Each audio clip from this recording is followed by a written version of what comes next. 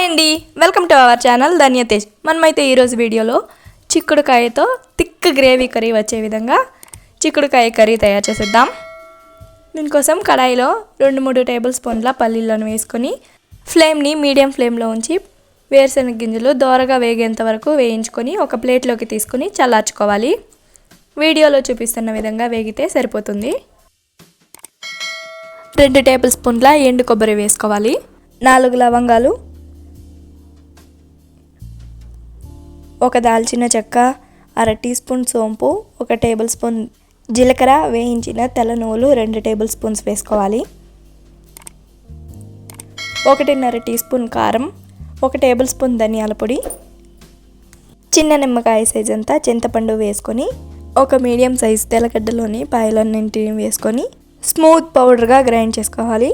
వీడియోలో చూపిస్తున్న విధంగా స్మూత్ పౌడర్గా గ్రైండ్ చేసుకుంటే సరిపోతుంది. చిక్కుడుకాయలన్నింటినీ వీడియోలో చూపిస్తున్న విధంగా ముక్కలుగా ఇంచుకొని నీళ్ళలో వేసుకొని ఒకసారి శుభ్రంగా కడగాలి.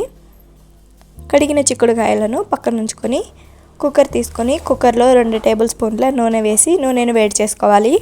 నూనె వేడైన తర్వాత 1 టీ స్పూన్ ఆవాలు, 1 రెబ్బ కరివేపాకు, సన్నగా నిలువుగా కట్ చేసిన 1 మీడియం సైజు ఉల్లిపాయ తరుగు వేసి ఉల్లిపాయ వేగేంత వరకు వేయించుకోవాలి.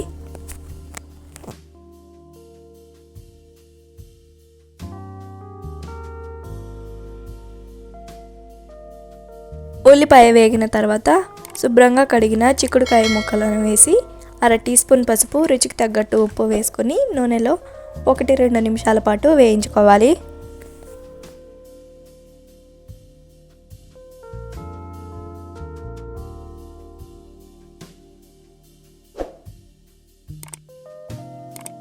చిక్కుడుకాయను వేయించుకున్న తర్వాత మనం ముందుగా గ్రైండ్ చేసిన మసాలా పౌడర్ని వేసుకొని చిక్కుడుకాయతో కలిసే విధంగా ఒకసారి బాగా కలుపుకోవాలి.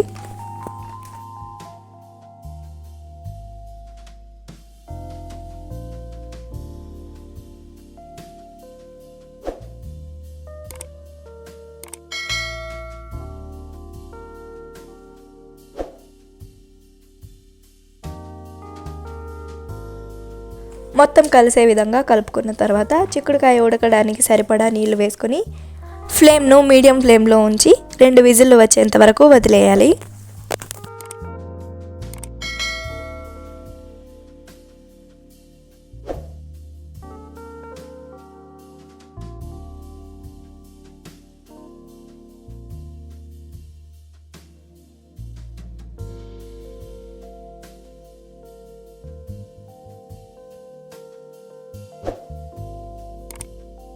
రెండు విజిల్ వచ్చి ప్రెజర్ మొత్తం పోయిన తర్వాత చూపిస్తున్నాను చూడండి. చిక్కుడుకాయ అయితే పర్ఫెక్ట్గా ఉడికిపోయింది. కర్రీ కూడా థిక్గా వచ్చింది. నూనె పైకి తేలింది చూడండి. అంతే అండి, చిక్కుడుకాయ కర్రీ అయితే రెడీ అయిపోయింది. చాలా టేస్టీగా ఉంటుంది. రైస్తో అయినా, ముద్దతో అయినా, చపాతీతో కానీ చాలా బాగుంటుంది. మీరు కూడా ఒకసారి ట్రై చేయండి. ట్రై చేసిన తర్వాత ఈ చిక్కుడుకాయ రెసిపీ మీకు ఎలా వచ్చిందో కామెంట్ చేసేయండి. మీకు ఈ వీడియో నచ్చితే ఒక లైక్ చేసేయండి. మరిన్ని ఇలాంటి healthy and tasty quick curry recipes కోసం నా ఛానల్ని సబ్స్క్రైబ్ చేసేయండి. Thank you for watching.